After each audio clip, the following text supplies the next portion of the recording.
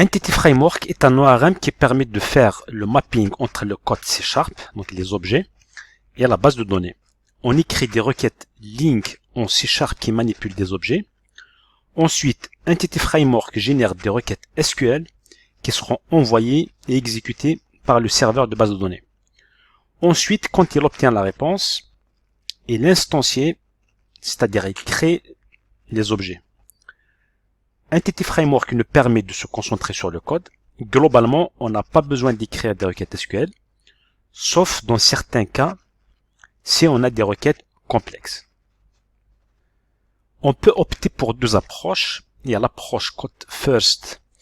Entity Framework permet de générer une base de données à partir de nos classes modèles et le contexte.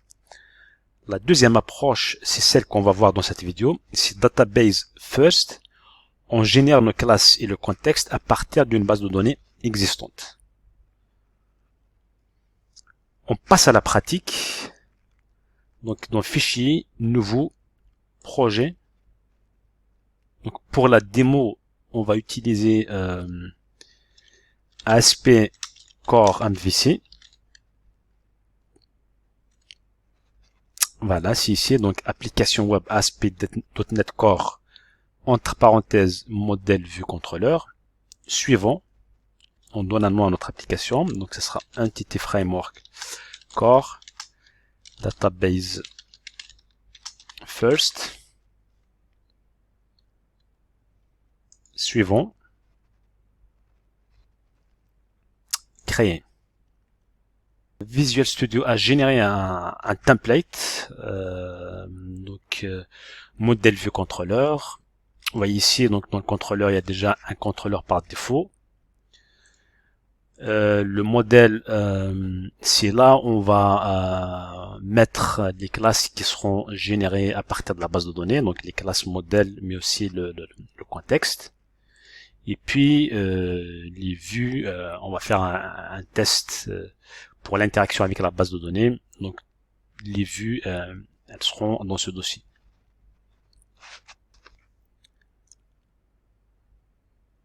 Alors, donc, comme on va opter pour l'approche Database First, il y a déjà une base de données existante. Je vous la montre. Là, j'utilise SQL Server Management Studio et SQL Express. La base de données, elle s'appelle Entity Framework Core Database First, comme le nom du projet. Elle contient des tables, donc table cours, table étudiant, adresse mail et cours étudiant. Un étudiant peut suivre plusieurs cours. Également, un cours, on peut avoir plusieurs étudiants qui suivent le même cours. Donc, on a une relation plusieurs à plusieurs, many-to-many entre étudiants et cours, ce qui donne au niveau SQL une table d'association qui s'appelle cours étudiant. Voilà, donc on fait un select, on affiche les données du cours.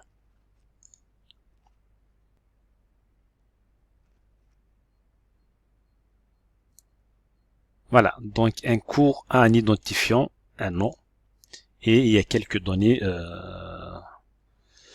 Voilà, on a quelques cours. C'est pareil pour étudiant. Voilà, un étudiant, il a un identifiant et un nom. Ensuite, on a la classe cours étudiant qui est la table d'association. Voilà, dans la table d'association, on a l'identifiant cours et l'identifiant étudiant. Voilà, on voit ici par exemple étudiant 1, il suit le cours 1 et également le cours numéro 2. En ce qui concerne l'adresse mail, c'est une relation, un étudiant peut avoir une ou plusieurs adresses mail.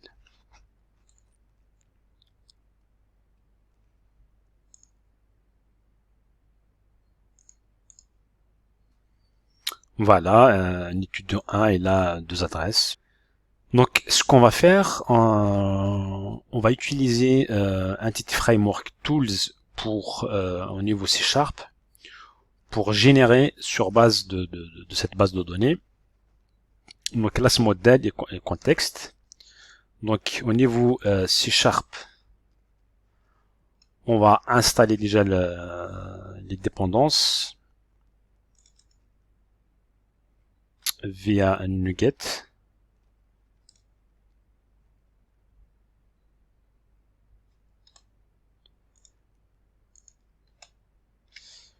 Donc la première dépendance ce sera Entity Framework core.SQL Server. On prend la dernière version.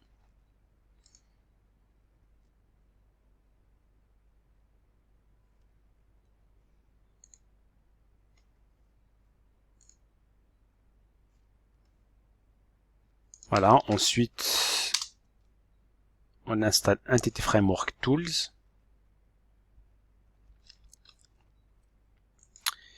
Ici d'ailleurs il y a une description des différentes commandes. En fait, cet outil nous permet, par exemple, de générer, voilà, en utilisant cette commande scaffold dbcontext, de générer à partir de la base de données, la classe modèle et le contexte. C'est cette commande qu'on va utiliser. Donc on installe.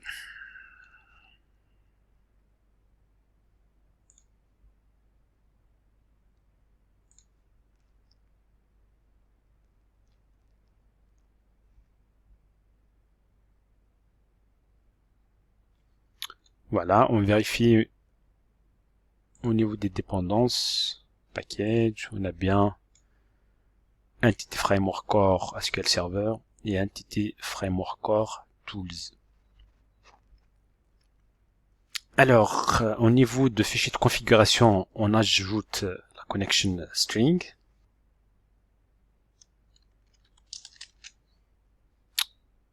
Voilà, donc ça c'est la base de données, cette base de données en fait, tout simplement qu'on va utiliser. Le nom de la connection string. Ici, donc je suis en local et j'utilise SQL Server Express. Le nom de la base de données. Alors, dans outils,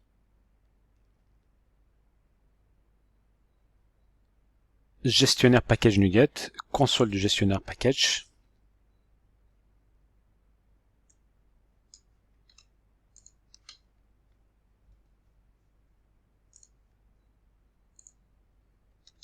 Ce qu'on va faire tout simplement, on va lancer la commande scaffold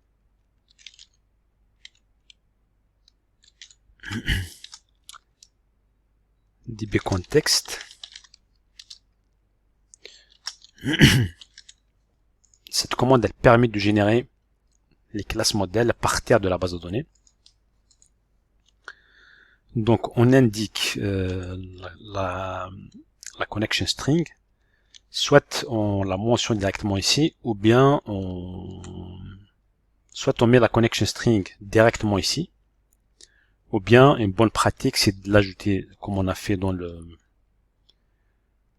fichier de configuration. Ensuite, on indique le nom de cette connection string et tout simplement elle est là.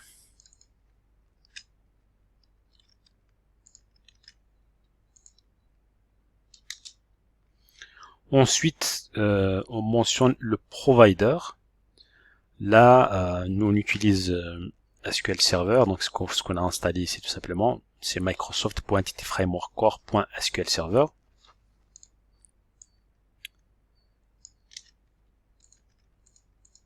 Voilà.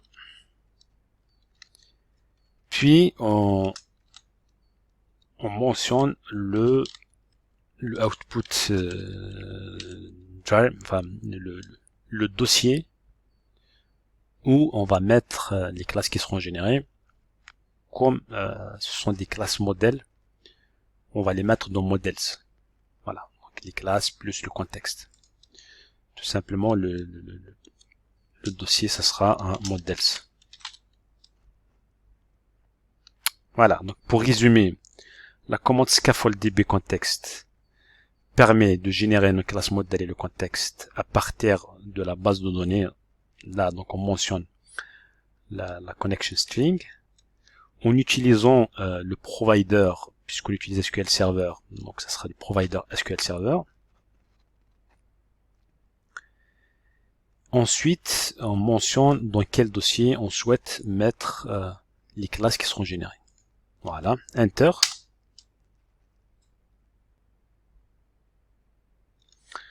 Voilà, donc Entity Framework Tools a généré le classe modèle. Vous voyez ici, donc on a cours, on a le contexte qui nous permet d'interagir avec la base de données. On a l'adresse mail qui correspond à la table adresse mail dans la base de données. On a la classe étudiant. Alors, on n'a pas une classe d'association. Cette association entre cours, parce qu'on a vu qu'on a une relation many-to-many entre quoi et étudiant, est matérialisée tout simplement par les listes. Donc cours, on a une liste d'une collection d'étudiants, et dans étudiants, on a une collection de cours. Et puis, au niveau d'adresse mail, un étudiant peut avoir plusieurs adresses mail, donc il y a une liste aussi d'adresses mail. Au niveau du contexte, voilà, on a les DB7, différents DB7, cours, mail, étudiant. Maintenant, si par exemple, on modifie la base de données, on peut régénérer le modèle.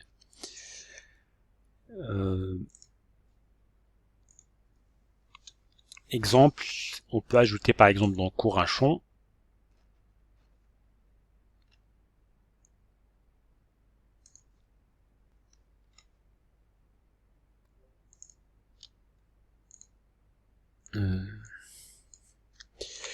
On peut ajouter un champ dans la table student et cours. Donc alter table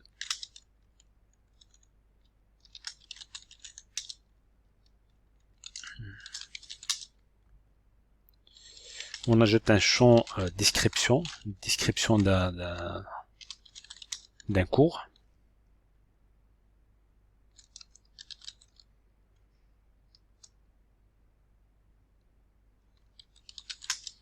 C'est un varchar 255.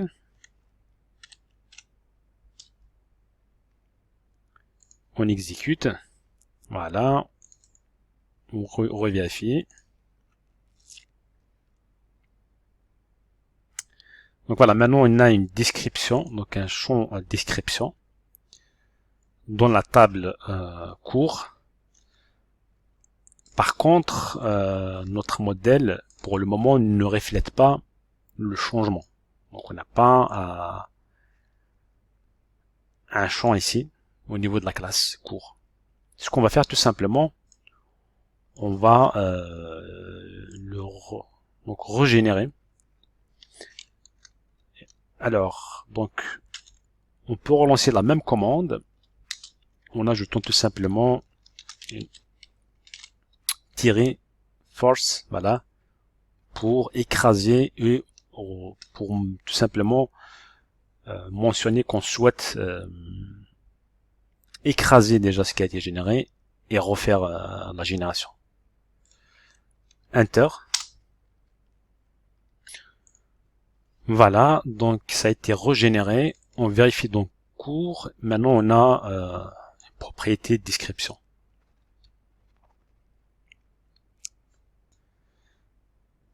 Maintenant on va ajouter dans la config notre contexte. Donc ça sera dans programme.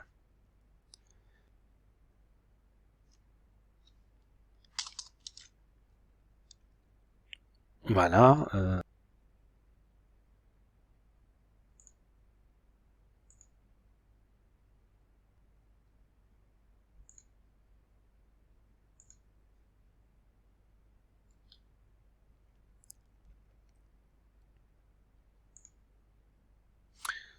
Donc on ajoute le DB contexte tout simplement pour l'injecter, donc le middleware ASP.NET Core.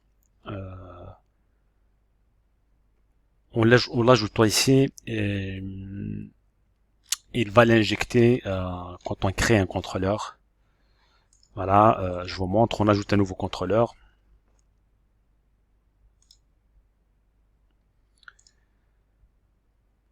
Donc on ajoute un contrôleur MVC avec vue, utilisant Entity Framework, ajouté. La classe modèle, donc ça sera court. Le contexte, c'est notre contexte, on a de toute façon un seul contexte. Et le nom du contrôleur, ça sera le contrôleur par défaut, ajouté. Alors, donc il y a le contrôleur qui a été généré. Ce contrôleur, il contient les méthodes de création, donc créer un nouveau cours, éditer un nouveau cours, supprimer un cours, vérification si un cours existe. Voilà.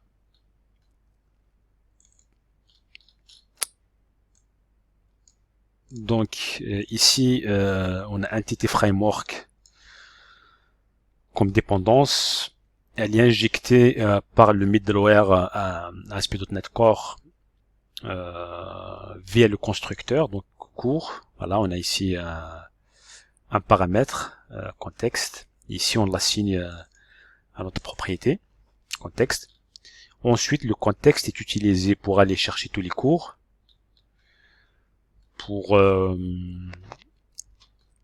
Ensuite, pour la création d'un cours, voilà, on ajoute un cours, on sauvegarde les changements.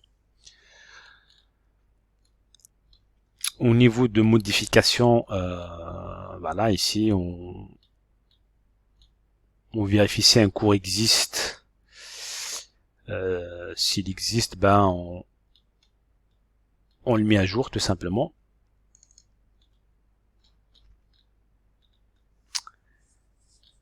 Ensuite, on a la suppression, voilà, on récupère le cours à supprimer. Et puis l'utilisateur il confirme la suppression. Et quand il confirme la suppression, donc, voilà, on utilise la méthode remove. Et puis on sauvegarde les changements.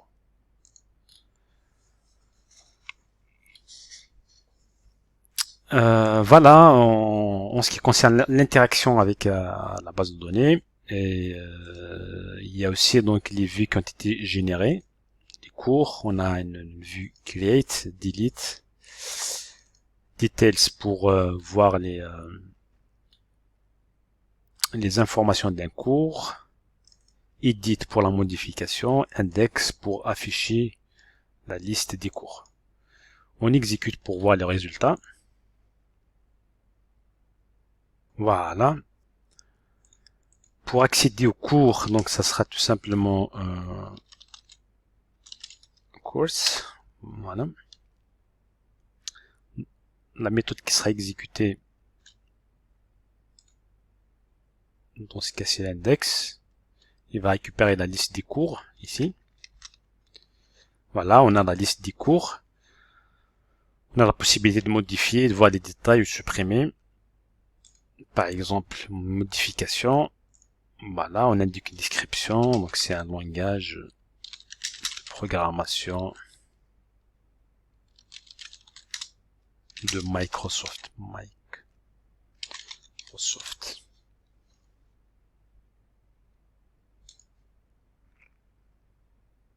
Voilà.